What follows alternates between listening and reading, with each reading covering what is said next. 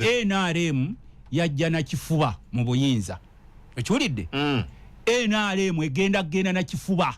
mpuga alinga ekikome no former leader of opposition former leader of what nawe nze Adam Kungo sitera kuwulirizibwa wano buliri wakuna nyolwaleero nzize kutandika na leero mpaka wallanga tusobosezza tujja kubangawo every Thursday mu 1-on-1 ne Honorable Tamaguzi Semakula mu kizungirizi 1-on-1 ne Honorable Tamaguzi Semakula mu kizungirizi every Thursday sawa 3 mpaka sawa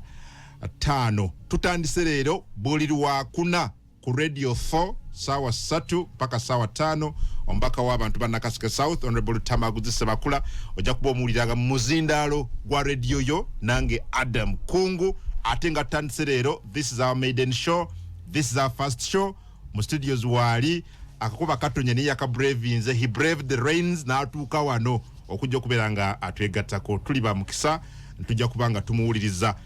buli lunaku bweru tikiriza kulamuseeko tuberenga tandika buterevu nnyo oli butukuwuliriza ku radio phone ate olunaku olwaliro sebo neyanziza nnyo mukama wange okunkyazaako amakya ga leero. Amanya gange nze Tamaguzi Semakula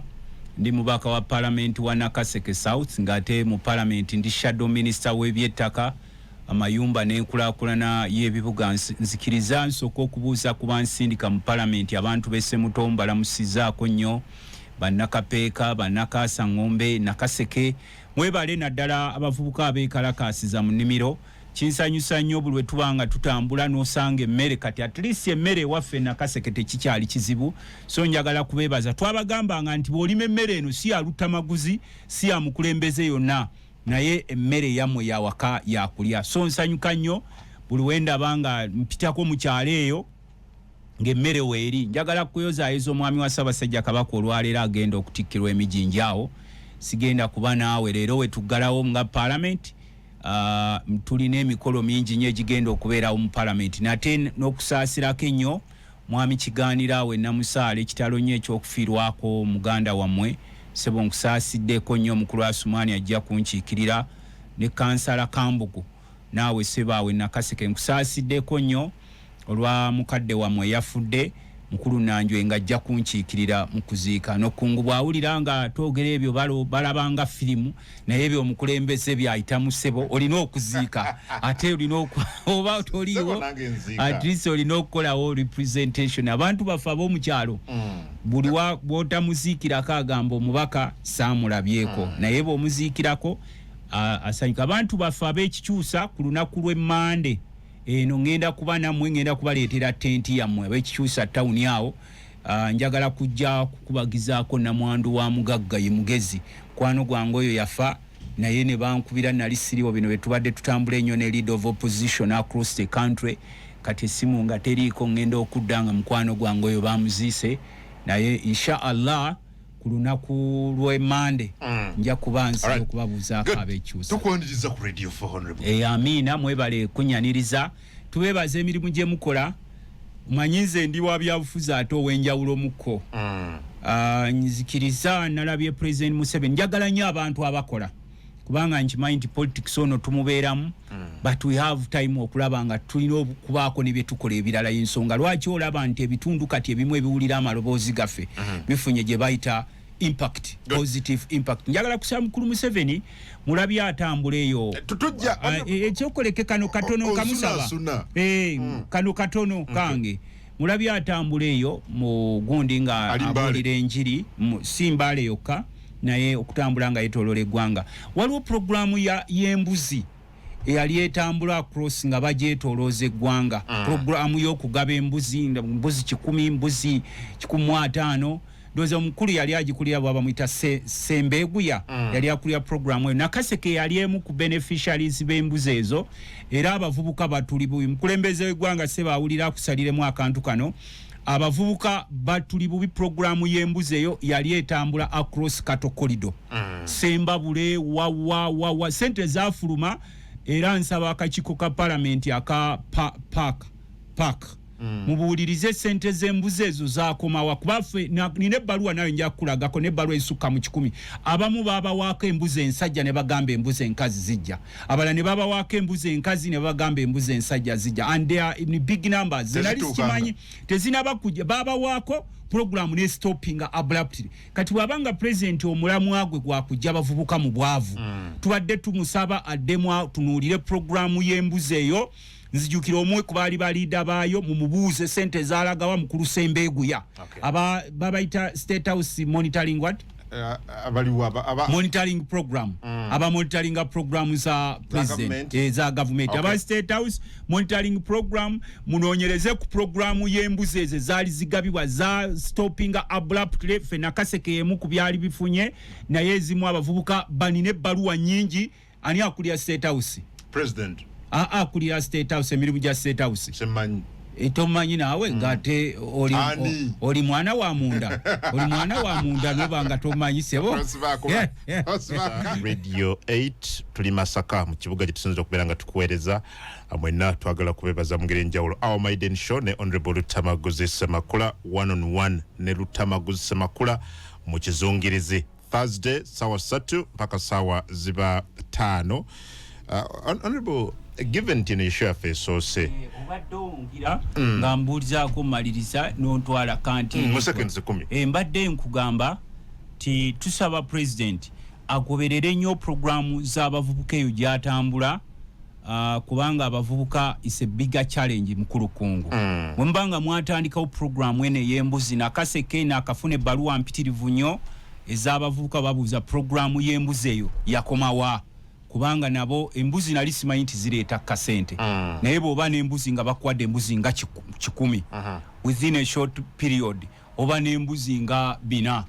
so tetwetaaga abavubuka abaffe naddala ewaffe nakaseke gyenva na wano mu Buganda mugewerere aba state house mbadde mbuuza akulya state house naye mukulu kungu n'angamba nti naye tamumanyi wa state house noonyereza sente ze baateeka mu mbuzi ezo zaali nga zigabibwa zaalagawa era why did that program stop nekyensembyayo njagala kusaba tugenda mu Ssekukkulu bafande baffe nsaba bakulu abali mu gavumenti all gallant officers in uniform mubasasule sente zaabwe zetwabawa 25% zino sente siza Museveni sente siza parliament sente zeggwanga twasalawo nga parliament ne tuongeza all gallant officers across the ranks ne tubongeza 25% naye abakulu ne beegabirako bombo bana abawansi bo tebalina mbu buvunanyizibwa naye ate eddoboozi bwe lyeyongedde ne batandika okusasulako abamu selectively nze siri wa poliisi but I'm very happy to see a happy policeman siri wa maje but I'm always very happy to see a happy soldier ne nyumba zaabwe kuba luli badde enkuba omulanga nafuna nga wendi minister w'ebyamayumba mu parliament ennyumba z'abapoliisi ez'ennaggulwawo ze mwazimba ne muzikwasa abachina kwaffe bulijjo tubagamba emirimu gino mwali badde mugiwa baloko people ab'ekitongole kya NEC oba bano abasirikale bano aba NEC abazimba nakwata abachina ne muba abazimbe police barracks y'enaggulu naye ekalina esembayo eyawaggulu ey'okuna zonna zitonya n'amazzi kwolwo bwe batongoza okuwaayo gundi ezo barracks kapampu akagakuba okugambusa we kakubira kwolwo nga kateekako ne kakuba kati okuva ku fule ey'okubiri ey'okusatu n'ey'okuna bafande balina kwata bidomola by'amazzi ne bajja ne bagakima so kino kikusaba mukulu Museveni ebintu bye tubibasaba si lwakuba nti bano batuyisa bulungi nkimanyi nti abapoliisi be basinga okututuntuza naye njagala nnyo okulaba nga abapoliisi tugenda mu Ssekukkulu nga baweereddwa what they deserve to be given parliament y'abantu anti nze nkuwaako kubanga statistics akulaga mu parliament bwe tuba tuteesa only 2% be batugoberera obadde okimanyi ekyo 2% out of 100 abantu babiri bokka ku 100 be bagoberera nga tuli mu parliament olwekyo gwe gundi olugezigezi nzijaako nga ndi ku parliament yaffe n'ey'abantu ba bulijjo olinde music bw'atuuka olyokozeeko katujje tugendezo za Honorable Mathias Mpuuga na munno bwe muli ku ludda oluvuganya gavumenti Honorable Mathias Mpuuga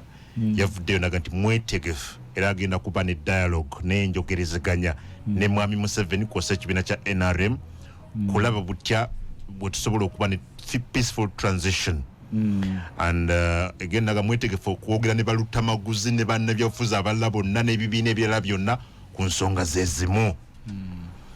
Do you think Mpuuga is moving towards the right direction? Kati ekisooka tuli mu kabiga, tuli mu biro nga tetumanyi kiddako, nga bwe mubeera mu nnyonyi ne babagamba nti akuuma ke bayita landing gear oba akayambako ennyonyi okukka wansi kakutuse. Wali musaabaze abeera mu nnyonyi asibula simuusi landing, era mwenna kye muba musuubira nti ennyonyi eno we shall either have crash landing or tusobola okusigalako mu bbanga nga bwe tubaza oba obuukamu oba okola ki. Kati ebiro bye tulimu bye twagambanga mwami Museveni nti abakwetoolodde baganye okubuulira amazima, ensi ekukyaye, ebbanga lyofuze emyaka 4 limala, genda gye wava. Mukoze obugagga bungi, obumu mubufunye obusingira ddala mubufunye mu ngeri etategereka, kubanga mwami Museveni we yali ajja wano bw'olaba ebifaananyi bye yali talina kyalina, nga talina na nyumba ye. Naye kati tulaba ye omu ku basinga obugagga mu Afirika oba mu nsi yonna. Twamuwa omukisa, tolowooza nti bannansi okubeera eyo nga tetulina mundu, tuli basiru. Tewaliiwo kintu kiri very dangerous nga population etalina mundu. Era kyova olaba bano abawandiika ssemateeka bakimanya nti owe mundu ajja kujja ano yekalakaase, naye ajja kubanga ne limiti ye ejja kubaako akoma. Era ensonga lwaki bagamba power belongs to the people. Abantu abo bagamba nti naye abantu bagamba batya power belongs to the people, naye nga wekutuuka okusalawo nga ab'emundu be basalawo nga they use force. Nabo baba ne limitation. Kati we twagala mukulu Museveni addala ffe abava eruweero twali tulabanga era puliyambo ya parliament ya constitution bwegamba oba okubikirwa ko constitution egamba nti constitution ene eteereddwawo n'emitendera egirina okugobererwa nga tusoma ku byafaayo bireme okuddawo eri ffe n'abaana baffe n'abazzukulu baffe. Kati bano bwe baafuna obukulembeze balowooza batuuse mu bwakatonda obutalinaako komo, era bw'obalabe n'eyisa yaabwe mu bantu, they are not human. Buli kye balaba mu ggwanga balowooza kirina kuba kyabwe oba kyakabondo kaabwe. Omuntu n'akumuleetinga werese eri tu abnormal. In addition obugagga obutamanyikiddwako n'obabuuza mmwe lwaki mmwe mwekka muli obulungi. Katugenda mu Sekukulu ne tubuuza Museveni lwaki gwe Museveni ne banno mmwe mwekka muli obulungi, ffenna tukaaba ffe. Ezaali badde questions. Ne balowooza nti batuuse mu Bwakabaka. Omanyi waliwo Katonda yakola ensi ne Katonda yakola ensi Uganda. Ate Abaganda baakola ekibuga kye bayita Kampala. Bw'otuuka mu Kampala oyinza okulowooza ensi ogimazeeyo. Ne weeyisa ngeri n'olaba ng'olina amaanyi, ne bw'oba ofuluma Kampala tomanya maanyi gakugweramu. Ne excitement gye kugweramu. Ne buli atuukako wano mu Kampala n'afuna akafa alaba is powerful, olwo mayite, olwo what. Kye twagamba Museveni, as much as olaba olina emmundu, there will be a time ng'emmundu tekyakuyamba. Era ensonga lwaki olaba nti kati ne bw'aba anajja mu Kampala amakubo gonna bagaziba, waayitawo okuva asula akolera Ntebe asula Nakasero. Bw'aba ava Entebbe gy'akolera okudda e Nakasero, ekkubo balisiba okumala essaawa 3 nga teri ayita. Ne tumubuuza nti we wajja mu 46 ebyo byaliwo ng'osobola okuggala amakubo ng'onooyita? Kwa kati naye atya ne baakola nabo abatya n'ebisiikirize byabityo, kisiikirize kye bwakigira bwati Musaga wewe nani ne bamugamba nti amuzeeyo ekyo kisiikirize kyo kyekikuyitako togwamu maanyi, ddamu amaanyi. Kakati eno transition gye musuubira is like a plane without a landing gear. Ekyo kyo kyamala okusalawo kasita omukulu ono yajja n'abamwetolodde ne baleeta amalala ne bamugamba ye Alpha ne Omega n'abagamba mbu ye yaddirira Katonda. Mpuuga agenda kuteesa ebyo bya Mpuuga ebyo tebirira. Mpuuga talina makulu. Mpuuga alinga ekikome. Ekikome okimanyi? Ekikome tokimanyi, oli musajja Muganda? Ekikome to bw'oba ogenda wabweru ng'omusana tegwaka okitege ekikome kya mugaso ki? Mpuuga alinga ekikome tekirina mugaso. ono national coordinator there is no national coordination. There is no national coordination yensonga olwaleero n'abayambalanga ebisaati bya kyenvu naffe abambala ebimyufu n'abambala bbulu n'abambala ki ffenna twebuuza what next? Yeah, but asobola obyemu mu tasobola nze kankwata omumuli oguteesa ne mwami Museveni n'ekibiina kya NRM tufune peaceful transfer oyo tasobola kati kiringa Lucifer bwejja ne kugamba kankulemberemu okuteesa kw'omu ggulu ng'oli mukkiriza okkiriza olala Museveni yakikolako ku basiraamu mmwe n'alonda Kabwejerembu yaba akulira okutabaganya abasiraamu ne tumugamba genda osome ebyafaayo Kabwejere Tasisi omuprotestante Museveni yamulonda nti genda okuliremu okutabaganya abasiraamu ne tubuuza tewaliwo basiraamu bategeera basobolako former leader of opposition. Former leader of what nawe kakati tukugamba wetutuuse wano tewakyaliwa bya former na kubeera wali minister ffenna we tuli tubuuza tuvudde tutya wano tewakyaliwo boosi tuli landing gear teriiwo mu landing gear oba oli prime minister ng'evudo ng'oli ku nnyonyi ne baga landing gear teriiwo oba oli prime minister oba oli president oba oli ali nga mwenna muli ku nnyonyi tewabeera boosi buli omu kyabuuza what next oyinza n'okwekanga ng'omusajja gwe baatadde ku nnyonyi omulimi ng'atudde mu kifo president w'alina okutuula na toli amubuuza nti ate awo president w'atulawo kubanga tuli mu state of kwagamaya. Museveni abalowooza essambu yatandika ne Uganda era yasembayo nayo era ensonga lwaki otuuka mu bitundu by'abano nkulidde oyogera ku Masindi tewali mulembe gwali gugobye Banyolo ku ttaka lyabwe nga mulembe guno. The Banyolo people are landless in their own land where the foreigners basomba ba foreigners okubayiwa mu bitundu by'Ebunyolo be batamanyi na wajje bava naye Abanyolo bali baba suppressing vava no genda because they are poor. Kade tumugamba tosobola okujja ne system ne mulowooza nti mwe bagezi. There is no system without limitation. Okola n'okola banansi ne bakugira kakati olwaleero oleeta mpuuga ffe gwe tumanyi mu byobufuzi nga ddiira political ddiira abadde musuubi tijje woko tuwaka iPod eyo yonna nga jja yeebula nakugamba omusota ne gweyibula emirundi 10 gusigala musota ffe waffe tusobola tugamba ti ate guno omusota gwakweyubula n'olwekyo gutreatinge oba guyise nga bw'onooyise endiga tugamba a snake is a snake and we know every snake is venomous. But you can join him in pushing. Tewali ekyokuleta enkyukakyuka oyagala nkyukakyuka omukulu mpuuga senior politician twali badde tetumwogera nakoyo senior politician agambye azze alengedde yagala tosobola kuvalukinga NRM kakati you can't overlook NRM bwe oyogera ku transition kakati wuliriza he has to engage with NRM yajja na kifuba mu buyinza ekiwulidde NRM egenda na kifuba temulowooza nti tugenda kwaga era kuno okulonda ffe tukugenda munga tukumanyi nti omukulu ono agamba wetava wano okitegedde sebo era kyova aba NRM ekigambo NRM omanyi kye kiggwayo National Resistance Movement ekigambo resistance omanyi kye kitegeeza kukola ki kuwalira kola ki resist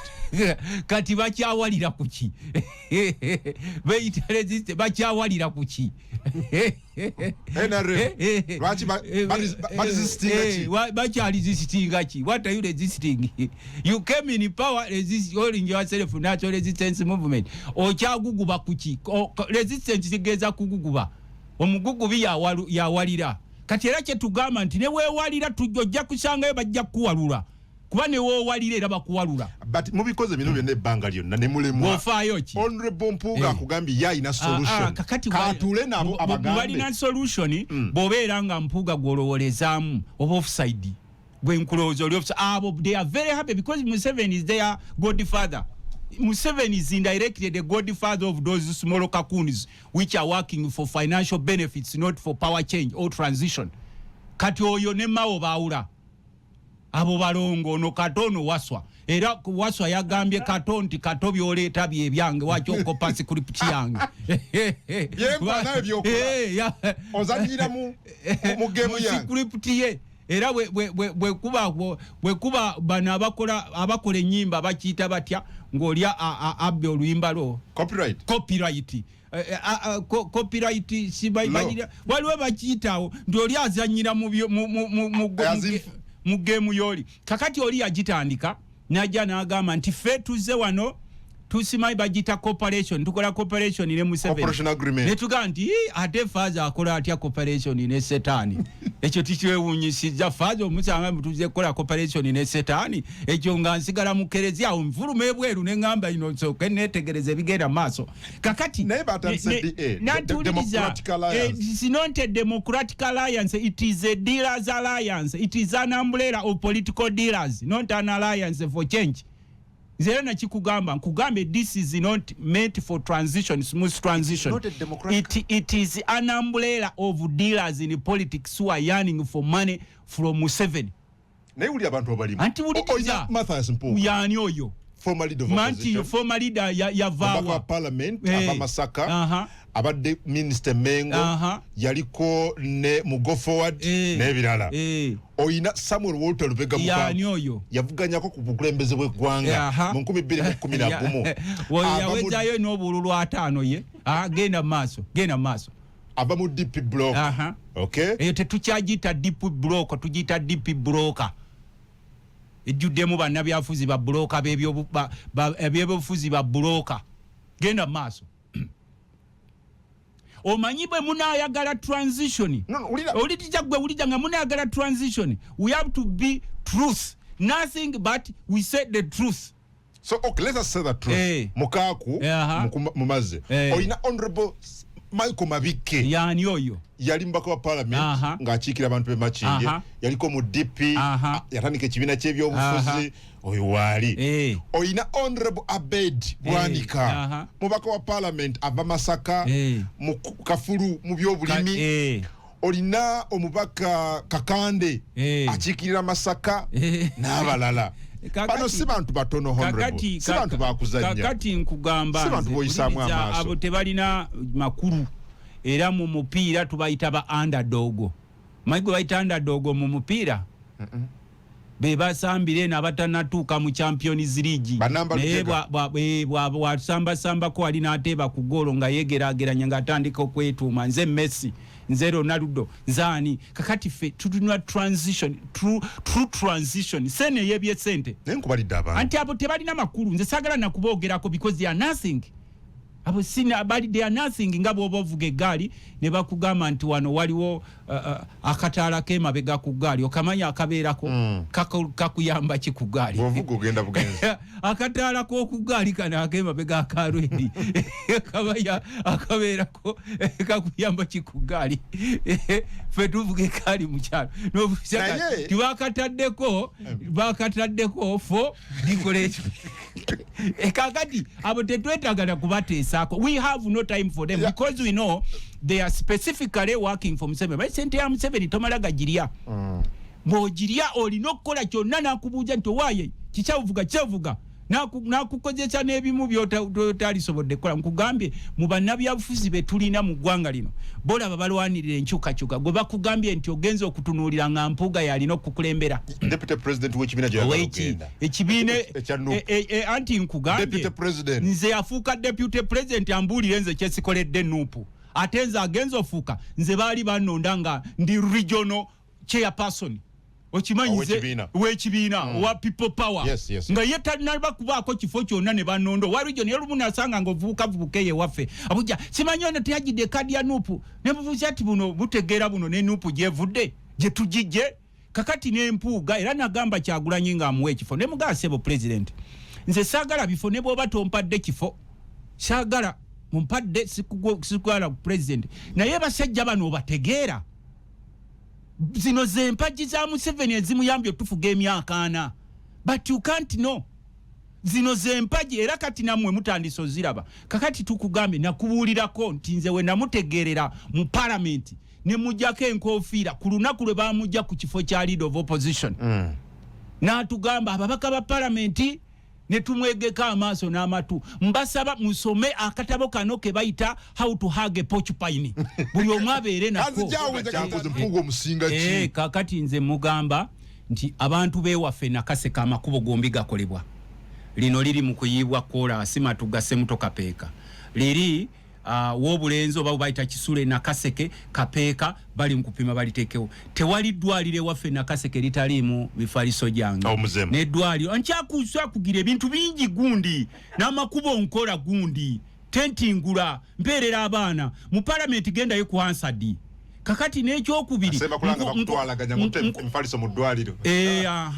Sempape nkulwanirira obe bulungi gwabuuza byenkoze Sempape gwe omukube enwaniro osobola okubeera obulungi waliwo omusajja omu namusanga eyo nkuba kyeyo nga ze waffe yayogera ebigambo bingi kati Lutamaguzi tuze bano okubajjayo ne ntunuulira nkuba kyeyo ne mubuuza owayo nkuba kyeyo mpaayo ekintu kimu kyokoze ne mugaye eddwaliro eryo liraba lyoyitako eri Kapeeka genda olabe emifaliso gyange oba tegirimu yali ava kutwalayo mulwadde n'atuukamu wali eri ng'alaba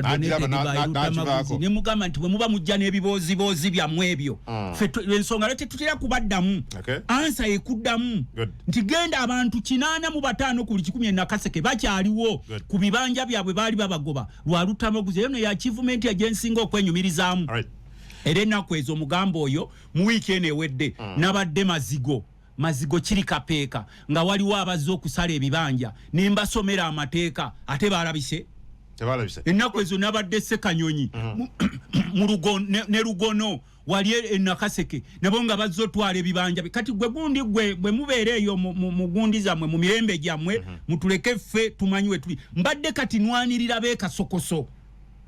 bamanyi abantu be Kasokoso bannayuganda basukka mu 100 naye gavumenti yasazeewo olw'okuba baavu baveewo Kasokoso kati nwanirira n'ab'omu Lubigi nga shadow minister abatwalibwa mu kkomera mwami Museveni wali tannaba kujja wano mu buyinza abantu b'omu Lubigi baali we bali kubanga ffe tukkiriza wano mu Uganda waliwo abantu ababeera mu Kisenyi ababeera ku Lukalu n'ababeera ku Lusozi si buli muntu nti tajja kubeera mu Kisenyi naye kati baabakwata abaali babeera mu Lubigi awo ne bakoona amayumba gaabwe ne basula wabweru mu busiisira abantu be bamu abamu gavumenti abasula mu nyumba ze baafuna ez'obwereere ze baasanga kalina obota azimbye ne babakwata mu lwaki balemera waawo naye waawuliddeyo omukungu n'omu avaayo kubalwanirira abantu abo sinaba bali gindi bali mu Amerika kakati gwe gundi gwe muvubuka gwe abadde abuuza kibe oba oli muvubuka oba oli muzeeyi tulekeemu beerayo eyo mu bbongooterezo lyo songa ya president watandikiddeko president ali mu kutalaga ggwanga ali mu kulondoola nkola ya parish development model president alabikanyikiza ekyobuweereza n'okwagala enteekateeka za gavumenti zikole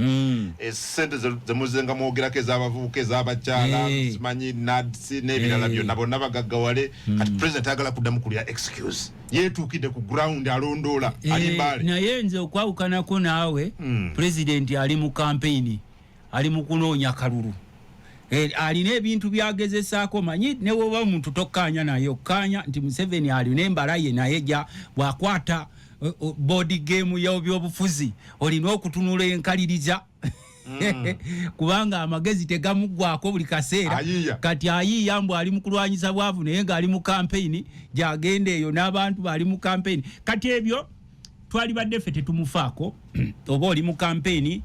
oba toli mu campaign ekikulu ffenna twetaaga bannayuganda okubeera obulungi natandise na wano ne nkugamba nti nange newaffe ninayo abavubuka abaffe abaali bafuna mu pulogulaamu y'embuzi roll out goats project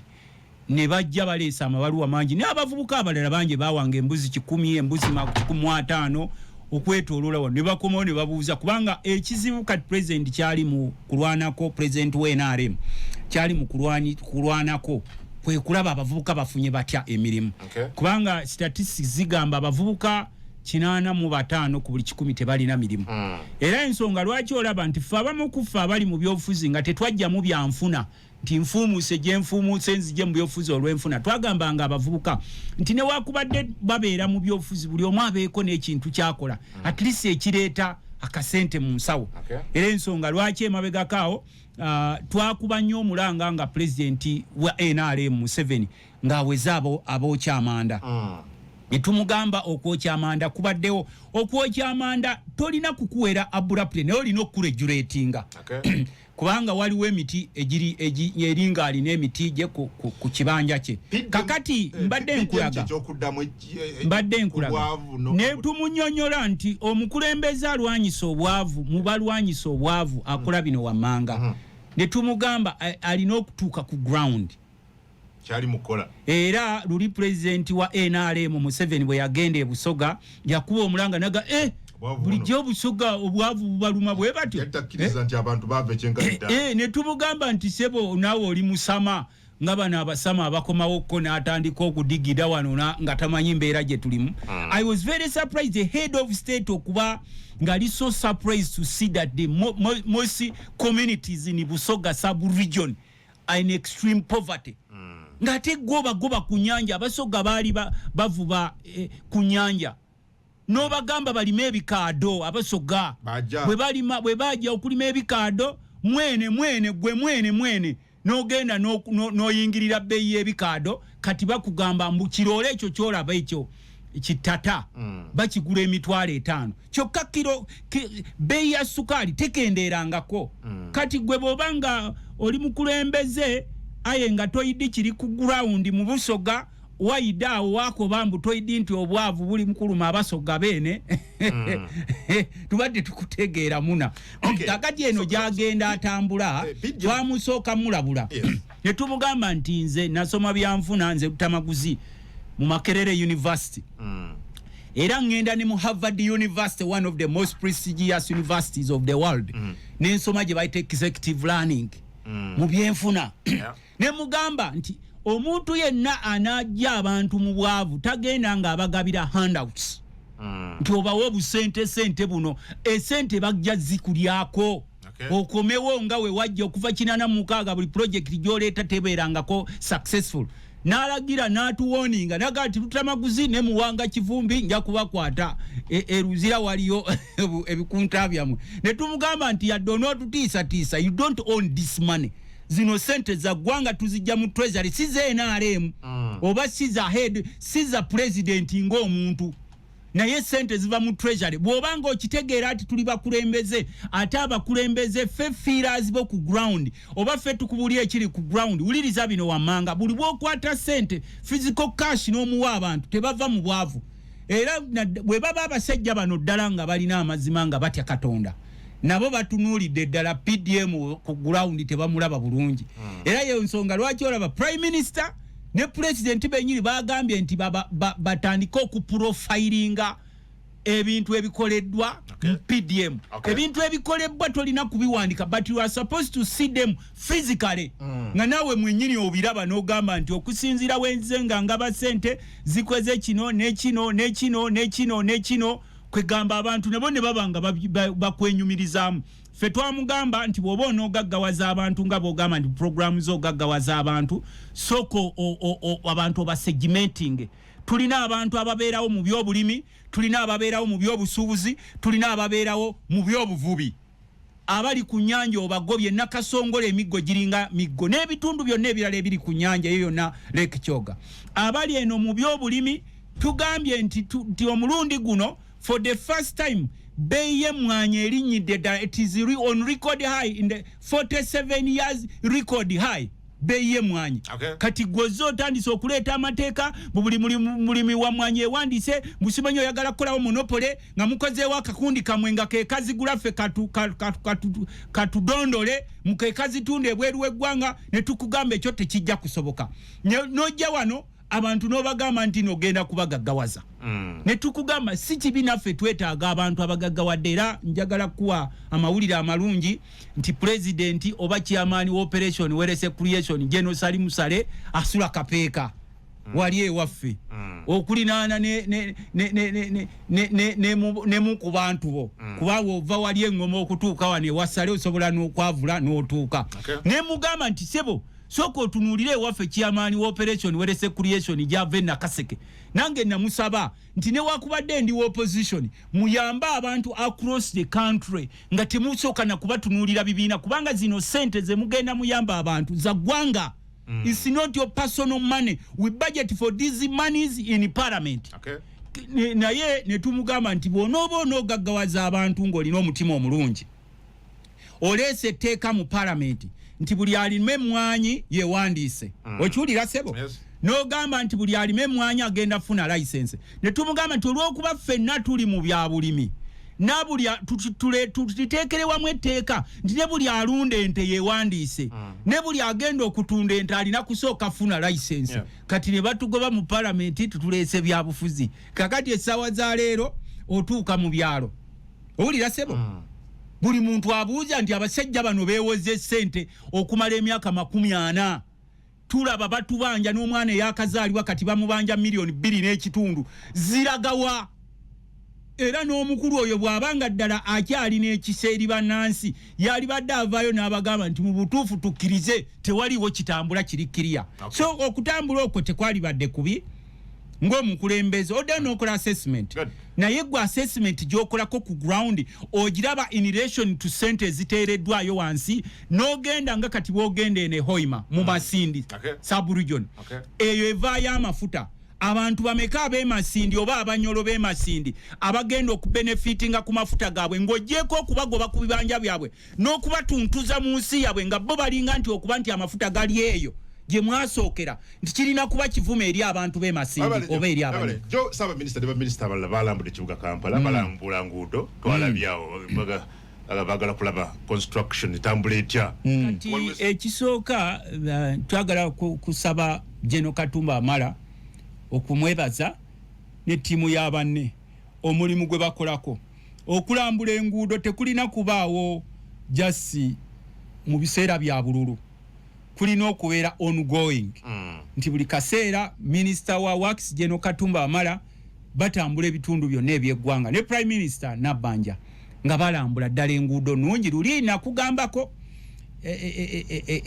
mu Kampala nti amazzi gaali gantwalidde wali eri nga wakava ku ministry ya works awo gye bayita Portobello Road enkuba yatonya nnyo amataba gaali gantuteera omwana wa Bukedde gwe bayita Musoke n'ankwata ebifaananyi ne mugaata obiteekayo bajja kunvuma ti ababaka ba parliament oba gamutwale kati naye nga ndi mu kibuga kati bw'otuuka mu nguudo zaffe zino naddala ez'omu kibuga zaali badde nga yendabirwamu yaffe nga buli wootuuka luli walaba aba Ham Enterprise nga be bagogola emyala gy'owino ne tubasomesa nti emyala mu kibuga lwaki kibuga kifuladinga emyala mu bibuga giyita wansi amazzi tegayita kungulu ate n'abasite kanso nabo ebisasiro tebakyabikuŋŋaanya kati abantu babiyiwa mu myala mbu amazzi gabibatwalireko kati mukyala Nabbanja yeso olambula ne minister wa works muli mu kulambula naye tekirina kubeerawo mu biseera bya bululu ate n'ekisooka okulambula mulambula but even look at the quality of roads ezikolebwa omutindo amakuba agamu ge bakola waliwo wano ekkuba ekkololo lyentera okukozesa balikola ne limala weeks 2 ne lyonooneka waliwo wano ekkubo lino eritutwala ku parliament lyakola teryamala na mwezi ne lyonooneka so okulambula mulambule si kibi okulambula nange nkiwagira nnyo okulambula naddala projects za government mweteekamu ssente but mulambule nga mugenda muno otinga tusobole oku ironing out problems eziba ziassociated nalabye mwami Kyagulanyi nga nti babadde batesitisa okusaba ebusaabala security neyungula abampi n'abawanvu baagala kusabira abantu baabo babenganda b'abantu abakola ki ababuzibwawo kati nga ngendo oyo abadde akugamba nze siwala na muntu lwa kibiina kyo kya byabufuzi tusobola okubeera ab'ebibiina ebyenjawulo ne tukola Uganda ey'omulembe nakugambako wano wankyaza ne nkugamba we nagenda ewa Hamu manyono omugagga Hamu ng'akutta abavubuka abo abaasalanga ensawo ng'abawadde emirimu bakola ku kisaawe ne mugamba ate kati njagala ki nevuuka bigamba mwana kati mulimu gw'amaanyi awo ne ku mwala guno wali obalaba ne mbaga nti omwala mukanye no kati twababuuza abakesisi mwe betuwa omusaala naye lwaki Hamu yakola emyala egyo n'agigogola nga mwe betuwa ssente ate ne tubasomesa nti ensi ekuze emyala giyita wansi si kungulu enaku ezo ntero gende egindi Chicago mu Buffalo Hills mu Buffalo Groove omugga gw'omu Chicago wali eri Ohal nkoze mamwita Ohale kuba ndi Muganda omugga gwita eri wansi wa kibuga ne kugenda nga gugaziwe negwe bosanga wali eri nga bazimba omwale eno bagamba tuguzimbe you just olina kukanya bukanya nti ona ayita wano nono ne mukanya n'okugogola era nze kyenkugamba wali nakugamba oyagamba mbuno mbu abo opposition boogera ki tetuwagira by opposition byokka omusajja eyakulira G77 and China plus China Ayebare Ambassador Ayebare Uganda's permanent UN representative gwendo omubuuze kwanze ndi member wa UN abasooka okumuyozayoza n'okumusaba okuleeta obuyambi bwa climate change mu Uganda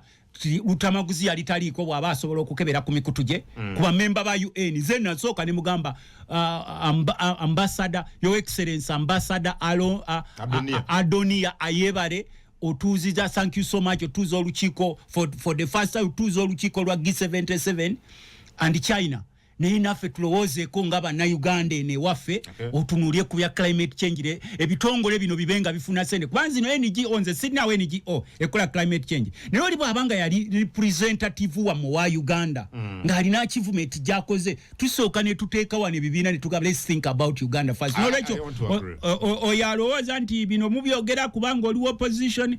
ebiseera bigenda kutuuka nga tewakyaliwo opposition na NRM gw'obadde okimanya abasinga okkaaba ennyo ku Ssekukkulu eno bonna bambadde bitisaati bya kyenvu era bawagizi b'NRM bw'ogenda kukuba abasinga okkaaba batanafuna Ssekukkulu b'NRM ekyo kanoka sebo kanuka salemu bw'ogenda abasinga okkaaba Ssekukkulu abatanagifuna b'NRM wali eri naye nze naali badde ngamba oba b'NRM bali bubi oba ki nze kye neetaaga n'ab'NRM nabo beetaaga enkyukakyuka most of them in NRM anti ate bafuga ki gw'osobola okuba nga gw'ofuga naye nga tolina na sente ziwerera mwana okusoma mwana wo n'omuweerera n'omala ebbanga n'amala university n'atuulaawo awaka nga n'omulimu olina gula mugule omwana gwaweerera n'otunda ku kibanja n'omuweerera n'afuna degree n'afuna academic qualification nenga n'okufuna omulimu ate nako n'okwetolola oliwo NRM n'otuuka mu ddwaliro owulira sebo nenga government eyisa budget y'oggula eddagala mu ddwaliro nenga tosangayo eddwaliro lya government liri mu ddagala lulinagenda ewaffe Nakaseke main hospital waliwo era omusajja alinga nzanyirako nnyo era abo balutamaguzi b'opposition nemugaa sebo nzo ndaba ndi opposition naye ne wakubadde oli NRM olina okubeera obulungi bwe yagenda mu ddwaliro ly'e Nakaseke sengaawe y'omu ku be baleeta emulago ng'agenda kufa abamu 8 baafa mu ddwaliro ly'e Nakaseke ng'eddagala lya sukaali tewali mu ddwaliro ly'e Nakaseke kakati ffe tulina bye tutunuulya gwe nkubuuza bw'oba essomero bye lya gavumenti otwala omwana wo mu ssomero lya private si bwe kiri asomero eyo eddwaliro lya gavumenti bwe liba B otwala omwana wo mu ddwaliro lya private naye ekkubo we liba B waliwo ekkubo lya private kakati kye tubagamba tiwakubadde oli NRM abamu tumanyi muli NRM olw'okuba mulinda okulya abamu bambi kibiina kyammwe kye muwagira jjajjawo yagamba kyoba ofiirako naye olina okumanya amazima kale tukomyawo ndowooza ono abantu bagee basibe kakati njagala mu ddakiika emu tegenda kwera okwebaza abantu baffe mwenna ababadde batuuliriza nenyongera okusaba okwebaza mukulu Yoweri Mulule webale kubanga obadde otuliza mukulu Vincent Serugo sobwe Nakaseka ngambye nti nkutumireko nnyo ne mukulu Nanjwenge ne ngenda kubawo simu yange ndi shadow minister w'ebyettaka naye kino kisaba president wa NRM Yoweri Museveni goberera programu y'embuzi God's Rollout program eno yakulibwanga mukulu Sembegya yakomawo abavubuka waffe Nakaseke bagibanja ngali ku mulama gwavuka mufeeyo ne ku bantu be Kasokoso mubaleke abantu abali ku nyanja abantu bawano mu Lubigibe mwasiba abaana b'eni UP abali makomera abatalina musango jona labya amaje gonna mu bgatadde ku One Love Beach bafande naffe tuli bantu nga mmwe ate ne kyembasaba obupikipiki bw'abaana ba boda ndaba bujjudde ku poliisi muba we bufaini baddeyo bakole nabo beeyi abaana ba boda baba kugoba ku ttaka zenga shadow minister okusala ku kibanja bubbi teri teeka likiriza muntu kusala ku kibanja okujjako ng'okkaanyiza ate teri teeka likaka muntu kwegula bw'oguleetako okuli abantu oba osikidde buvunaanyizibwa eno esimu yange nga shadow minister esimu yange eri 0757 69 0757 694754 sebo mukuru obi balo mu sebo sinafuna sekukuru sebo ne kungwa aliwa nagambe ne musiramu sebo naye mbagaliza nnyo mwenna aba radio 4 ensunsu zibana Uganda mwenna Ssaabasajja Kabaka ne family yo abawuliriza radio ya feno ensunsu zi abantu